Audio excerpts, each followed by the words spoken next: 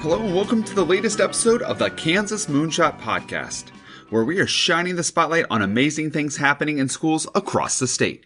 Whether you're one of the Mercury, Gemini, or Apollo schools launching some amazing redesign plans, or a teacher trying to do something a little different, I want to share your story. The goal is to celebrate the awesomeness all around us. Hi guys, it's been a while since I've been on the show, and I apologize for that. I have a lot of things coming up in the near future, some of which I can share, some of it I can't share yet, but I'm so excited for some of the things that are coming up. I'm hoping that I've got a system now to streamline guests onto the show. So if you know someone or you are someone who would like to be on the show, please reach out to me either through Twitter or through email and just let me know. And I would love to send you my new Google form to help streamline the podcasting process. Now, for this episode, I really want to showcase and focus in on something that happened this weekend. This weekend, I was so fortunate to be recognized as one of Emporia State University's outstanding recent graduates. Now, I thought it was a really cool opportunity. I was so honored when they told me I was going to be recognized, but I had no idea how big this recognition would be until I got down there. They gave me the royal treatment to help me out and make sure that I had everything I needed. I had the opportunity to go and talk to some pre-service teachers and showcase some of the things I've been doing in my classroom. I had the opportunity to go and speak at the Black and Gold Gala where I received my award. I got to be in the homecoming parade. I got to stay at this place called the Guffler Mansion, which was such an incredible experience. But the reason why I'm saying all of these things, I said it in my speech. If you had known me in high school, you would be shocked at the person I am today. When I was in high school, I was, like most kids, I was struggling to figure out where I fit in. And so my solution was to shut down. And I didn't talk. Now, sometimes I would talk if someone was standing right next to me. I've shared this in other episodes before, but unless you were engaging with me directly, I just didn't talk because I didn't know what to say. And I didn't know where I fit in. I was in a band, so I kind of fit in that band group. I was in marching band, but I wasn't very good at it. Here's a little known fact, but in order to get good in marching band, you actually have to practice. And since I never practiced, I never got very good. So I didn't really fit in with that group. I worked and waited tables and cooked pizzas, and I fit in with that friend group. But there were still times when I wasn't sure where my place was. And it wasn't until I got to Emporia State that I truly figured out and developed and honed in on who I wanted to become. Emporia State made me who I am today. And I don't say that lightly. My wife and I were talking about it on the drive down there and on the drive back about all the things you see as a presenter, as a speaker, as a teacher. Now, I've learned things along the way, but all of that was jump-started through my experiences at Emporia State. More importantly, it was all tied into the connections I made and where I found my place in the world.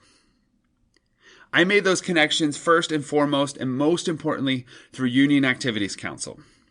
Now, if you've never been to Emporia State, Union Activities Council is the group that is responsible for bringing bands, planning campus-wide events. We brought in comedians, hypnotists, illusionists, magicians, you name it, we brought them on campus. And so for 5 years, I was vice chair, I was president, vice president. I served all these roles in this organization, but it really defined who I would become. Because it taught me how to interact with people. It taught me how to engage with people. But it also taught me where I wanted to go in life. It taught me the kind of person I wanted to be. It taught me the type of leader I wanted to be.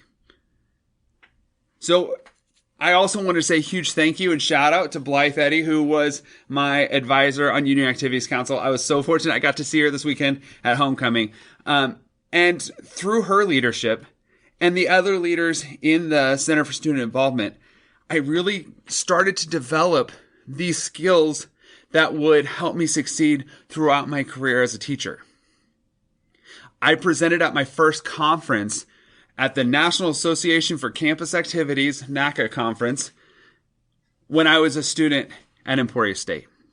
I've since gone on to present at conferences all around the country, but it all started with that push to try to present at a conference through Union Activities Council. Now, with my undergrad degree, I really honed in on those Union Activities Council skills. I made some great friendships. I learned how to talk to adults. I learned how to talk to my fellow students, and I learned how to engage and interact. Now, after that, I went back to Emporia State University through their online program in instructional design and technology. And what that program has taught me is it taught me to be resilient. Because here's the thing about technology, it is always changing and evolving. And if I only focused on one new piece of technology, I would constantly be chasing after the next new thing. But instead, what I learned through the program was I learned how to adapt and bring things in and collaborate and combine things and mesh things. But most importantly, I learned that I needed to take huge risks and try something new. Sometimes it crashes and burns and completely fails. Now, I'm going to include in the show notes here my acceptance speech from the Black and Gold Gala, which is where I received my award. In that acceptance speech, I talk about the power of failure. Because, as I've shared in a previous episode, last summer, I completely bombed a TED Talk. Completely failed it. I was up on stage, I got 1 minute and 30 seconds into my presentation and completely forgot what I was going to say. Not just like, oh, I'm going to rise to the occasion and pick up where I left off. No, I completely blanked out.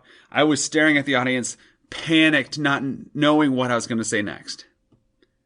And in that moment, in that failure where I took this huge risk, if you had talked to me in high school and had me get up in front of 100 people and fail that epically, I would have been devastated. I would have walked out of there bawling like, I'm such a failure. Why am I so stupid? Why can't I do this?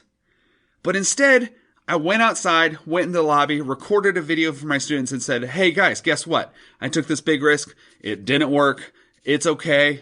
I can move on. And I showed them how they can be resilient too. Because I don't just want to carry these lessons that I've learned with me. I want to then help impart those on my own students now. So in my speech, I shared about failure. And that's what I have learned through my experiences, that failure is all a part of growth. Failure is how you improve. And I've heard this great quote about, if you're not failing, you're not trying hard enough. If you are constantly having these successes where, oh, everything is easy, everything's perfect, I never have anything go wrong, then you're not taking enough risks. If you want to really grow and improve and be the absolute best you can be, you have to take some risks sometimes. You have to be willing to realize that things may not always go according to plan. So through my IDT experiences, I learned how to adapt. I learned how to use technologies in a way that will engage students, but also realize that there's always going to be something new out there. Always something to try out, something to experiment with. And that's what life's all about, is trying to push yourself to grow and improve. It's been a huge whirlwind of an experience going back, seeing all of the old stomping grounds. I feel kind of old because a lot of the places that we used to go to aren't there anymore, but we still got to eat at Bobby D's Barbecue, which is the all-time ultimate greatest barbecue ever. And it was just an amazing experience. So sorry if this sounds like a sales pitch for Emporia State, but it is, because they have helped me grow so much as a leader, as a person, and I owe a lot of that to my experiences there. So if you are new to this podcast, or you've been listening for a while, thank you for all you do to support the podcast. Share it with others. My hope, one of my experiences while I was down there, getting to share with pre-service teachers made me realize that, hey, someday maybe that's a path I want to go down and help pre-service teachers grow and improve. But what it really, for now, what it makes me think about is if we are truly going to redesign education, if we are really going to truly redefine what it means to be a teacher in the state of Kansas, we have to start reaching out to these pre-service teachers. We have to start engaging them in the discussion because they have a fire within them. They are so excited to get their own classrooms, and they have some incredible ideas on how they could change and shift things. And I want to start bringing those voices onto the show as well. So one thing I'm going to start introducing as soon as I can get some responses is I want to start introducing some new voices to the conversation. So I want to invite in some pre-service teachers, starting with some questions. What do they want to know from some veteran teachers? And then I'd like to get some feedback from them on some things they would love to see change. So I'm going to be reaching out some different teaching programs across the state and see if we can get some of the voices of pre-service teachers onto this podcast as well, because I know they've got so much to offer. Just the few that I had the opportunity to work with on Friday makes me excited for the future of education. So on that note, thank you for listening to this podcast episode. Thank you for joining me on this journey. I know it's a bumpy ride. Again, this goes back to taking risks. This podcast is all about a risk. I've decided, hey, how can I help escalate those voices? And you know what? This month, I would say, has probably been a failure on the podcasting front because, it's been a month since my last episode. But that's okay. We're going to get back on track. I look forward to posting more episodes over the next couple of weeks. Again, back to that. Every 2 weeks, I'm going to try to post an episode. If you know someone who would be great for the show, please have them reach out to me or forward me their information so I can get them on the show. If you have reached out to me, I will be emailing you, messaging you on Twitter soon with my new Google form so we can start getting these shows recorded. Thank you for all of your support. That is all I've got. Let's cue the credits. Until next time, book it forward and be awesome. Bye, guys. For more information about this episode, check out my website, MrStockRocks.com. If you know someone doing something awesome in their classroom, let me know about it. I'd love to have them on the show. You can email me at teachlikeaninja@gmail.com or follow me on Twitter at teachlikeaninja. I've been your host, Josh Stock, 6th grade language arts teacher and self-proclaimed awesomeness expert. Until next time, book it forward and be awesome.